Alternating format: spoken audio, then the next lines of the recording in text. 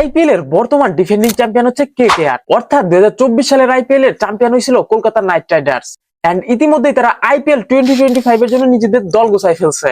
So এইবারে তাদের দলটা কেমন হয়েছে এন্ড কেকেআর এর এইবারে দল গোছানোর পর সবথেকে শকিং যে বিষয়টা লাগছে, তারা তাদের গতবারের চ্যাম্পিয়ন করা ক্যাপ্টেনকে সাইরা দিছে, অর্থাৎ শ্রেয়াস আইয়ার কে তারা সাইরা দিছে অলরেডি। এন্ড আরো শক করা বিষয় হচ্ছে তারা নিলাম থেকে স্পেশালিস্ট কোন ক্যাপ্টেনই কিনে নাই। তাদের এইবারে দলের স্ট্রেংথ বা শক্তিমত্তার জায়গা কোনটা এন্ড উইকনেস বা দুর্বলতার জায়গা কোনগুলা, তারা কি তাদের ডিফেন্ডিং চ্যাম্পিয়নের ট্রফিটা এবারও ধরে রাখতে পারবে, এই সবকিছুই আলোচনা হবে এই ভিডিওতে। সো ভিডিওটা শেষ পর্যন্ত দেখবেন এন্ড চ্যানেলে নতুন হয়ে থাকলে আগে সাবস্ক্রাইব করে নেন। সো ফার্স্টে যদি আমরা কেকেআর দলের দিকে তাকাই, তারা এবারে টোটাল 6টা প্লেয়ার রিটেইন করছে, মানে 2টা আরটিএম কার্ড সহকারে। তারা শুধু এবারে রিটেনশনের পিছনে 69 কোটি রুপি খরচ করছে। তারা হলো Rinku Singh, Sunil Narine, Andre Russell, Ramandeep Singh, Varun Chakravarthy and Harshit Rana, এই 6 জন, মানে 2টা আরটিএম কার্ড সহকারে। সো পরবর্তীতে যদি আমরা দেখি অকশনে তারা কত টাকা স্পেন্ড করছে এখন পর্যন্ত, তারা অকশনে টোটাল স্পেন্ড করছে হচ্ছে গিয়া 50,95,00,000 টাকা। তাদের পার্সে বাকি রয়েছে মানে 5 লাখ টাকা, তাদের ব্যাগে এখনো পড়ে রয়েছে। 5 লাখ টাকার চা পানিও কিনে খেতে পারে, জানি না, এটা বাদ দেন। তারা টোটাল অকশন থেকে 21টা প্লেয়ার কিনা ফেলছে। এন্ড আইপিএল এর রুলস অনুযায়ী বাধ্যতামূলক প্লেয়ার কিনতে হবে 18 জন এন্ড সর্বোচ্চ 25 জন। তারা অলরেডি 21টা প্লেয়ার কিনে ফেলছে 25 জনের মধ্যে, ঠিক আছে, যার মধ্যে 13টা হলো ইন্ডিয়ান এন্ড 8টা ওভারসিজ, মানে টোটাল 8টা ওভারসিজ তারা কিনতে পারবে। 8টার মধ্যে 8টাই তারা কিনে ফেলছে এন্ড ইন্ডিয়ান কিনছে টোটাল 13টা। এখন যদি আমরা এই দলের ব্যাটারদের কাছে আসি, এই দলের পিওর ব্যাটসম্যান আছে 4 জন। এক হচ্ছে রিঙ্কু সিং, 2 হচ্ছে রাঘুবংশী, 3 হচ্ছে আজিঙ্কে রাহানে এন্ড 4 হচ্ছে মানিশ পান্ডে। আজিঙ্কে রাহানে তারা লাস্ট মোমেন্টে কিনছে জাস্ট বেস্ট প্রাইস 1.5 কোটি টাকা দিয়ে। এন্ড অপরদিকে মানিশ পান্ডেকে যদি দেখি, মানিশ পান্ডে ভাই কেমনে যে হুদা 75 লাখ টাকা দাম হয়, I don't know. Manish Pandey one of the greatest batsman won IPL only. হ্যাঁ, আমি কিন্তু ইন্টারন্যাশনালের কথা বলতেছি না, জাস্ট আইপিএল এর কথা বলতেছি। তারপরে যদি আমরা উইকেট কিপারের কথা বলি, তারা উইকেট কিপার হিসেবে 3 জনকে কিনা ফেলছে। হচ্ছে লুবনিত সিসোদিয়া ইন্ডিয়ার, আরেকটা হচ্ছে কুইন্টেন ডি কক সাউথ আফ্রিকার, যাকে আপনারা সবাই চিনেন। এন্ড 3 নম্বর হচ্ছে রামনুল্লাহ গুরবাজ আফগানিস্তানের। এন্ড আমরা যদি অলরাউন্ডারের কথায় আসি, কেকেআর ভরপুর অলরাউন্ডার কিনা রাখছে। অলরাউন্ডারদের প্রথমে যে 2 জনের নাম আসবে তারা হচ্ছে Sunil Narine and Andre Russell, and তারা কমন কেকেআর এর জন্য।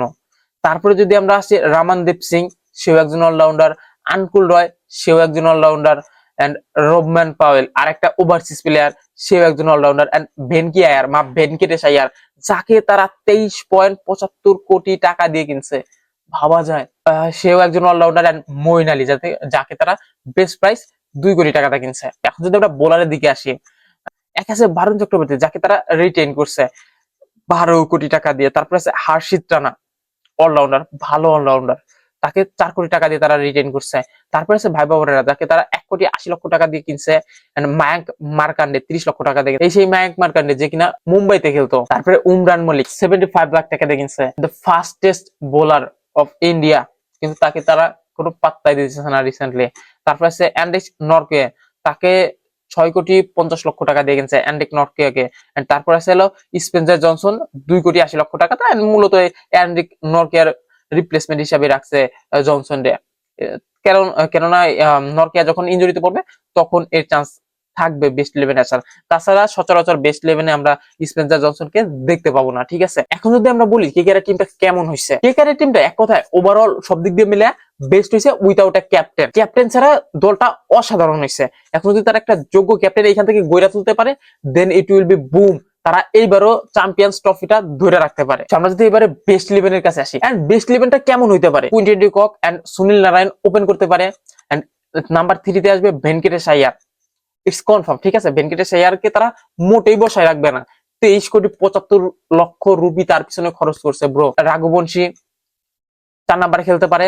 তারপরে তারপরে যদি আসে 5 নম্বরে খেলবে রিঙ্কু সিং বা রামানদীপ সিং খেলবে। রিঙ্কু সিং বা রামানদীপ সিং 4 নম্বরে খেলবে, মোটামুটি রিঙ্কু সিং এর চান্স বেশি থাকবে। তারপরে 5 নম্বরে আসবে এই দুজনের একজন, রামানদীপ বা রিঙ্কু, আপস ডাউন হইতে পারে। 6 নম্বরে আন্দ্রে রাসেল, এটা কনফার্ম থাকে 6 নম্বরে আন্দ্রে রাসেল আসবে। আর যদি ওভার বেশি বা ইচ্ছা থাকে তাহলে সেই ক্ষেত্রে ভাইবাব আরোরা আসতে পারে। তারপরে যদি আমরা আসি, হর্ষিত রানা আসবে, তারপরে আসবে ভারুণ চক্রবর্তী, তারপরে আসবে অ্যান্ড্রিক নকরা। এন্ড ইম্প্যাক্ট প্লেয়ারের রুলস যদি আপনারা না জানেন, আমি বলে রাখি আইপিএল এর নতুন একটা রুলস হয়েছে যে ইম্প্যাক্ট প্লেয়ার মানে মোস্ট ফাউল মার্কা একটা রুলস ক্রিকেটের হিস্টোরিতে, ঠিক আছে? মানে এই রুলস দ্বারা আপনি যে কোনো একজনকে দিয়ে বল ও আরেকজনকে দিয়ে ব্যাট করাইতে পারবেন একই ম্যাচে।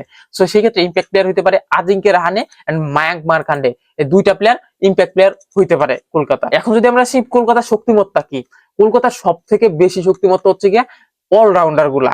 একে হচ্ছে Andre Russell and Sunil Narine, এই দুইজনের বিকল্প কোথাও নাই। এন্ড সুনীল নারায়ণ যে মিস্টিরিয়াস স্পিন বল গুলা সেগুলো তো বুঝবেই না। এন্ড তাছাড়াও অ্যান্ডিক নরকে এন্ড হার্ষিত রানা মেইন যে অলরাউন্ডার, মানে অলরাউন্ড পারফরমেন্সের জন্য। এন্ড সবশেষে আমরা এক কথা বলতে পারি কলকাতার মেইন শক্তিমত্তা বা স্ট্রেংথের জায়গা হচ্ছে তাদের অলরাউন্ডার গুলা, আন্দ্রে রাসেল, সুনীল নারায়ণ, হার্ষিত রানারা। আর যদি আমরা উইকনেসের কথা বলি কলকাতার, মোটামুটি আইপিএল 2025 এর জন্য কলকাতা ভালো একটা দল গুছাই ফেলছে, কিন্তু তাদের একমাত্র উইকনেস হচ্ছে তাদের কোনো ক্যাপ্টেন বা স্পেশালাইজড ক্যাপ্টেনই তারা কিনতে পারে নাই। এন্ড তাদের গতবারের ক্যাপ্টেন বা চ্যাম্পিয়ন করা ক্যাপ্টেনকেও তারা ছাইড়া দিয়েছে, টাকার বা কিছু একটা ঝামেলা হয়েছে, আই ডোন্ট নো কি জন্য হয়েছে শিওর জানি না, বাট শুনছিলাম বিভিন্ন সূত্র থেকে যে টাকা নিয়ে একটা ঝামেলা হয়েছে, যে বেশি টাকা সে নাকি দাবি করছে। আর আমি যে কেকেআর ম্যানেজমেন্টকে বলতে চাই, 23.75 কোটি টাকা দিয়ে তোমরা ভেনকেটেশ আইয়ারকে কিনতে পারো আর শ্রেয়াস আইয়ারকে কিনতে পারো না, টাকার সমস্যা হইলে এটা। সো মেইন দুর্বলতার জায়গায় তাদের কোনো ক্যাপ্টেন নাই। তাছাড়া ওভারঅল কলকাতার টিমটা ভালো হয়েছে এন্ড তারা চ্যাম্পিয়ন হওয়ার যোগ্যতা রাখে যদি তারা ভালো একটা ক্যাপ্টেন বাছাই করতে পারে। বাছাই তো করা বলতে পারবো না, বাট ক্যাপ্টেন গুইয়ে নিতে হবে এখান থেকে। সো আইপিএল 2025 এর কেকেআর এর এইটাই ছিল যাবতীয় খুঁটিনাটি তথ্য। সো ভালো লাগলে ভিডিওতে একটা লাইক দিন, চ্যানেলে নতুন হয়ে থাকলে একটা করে সাবস্ক্রাইব করে দিন। আইপিএল এর প্রত্যেকটা টিম অ্যানালাইসও আসবে সামনে।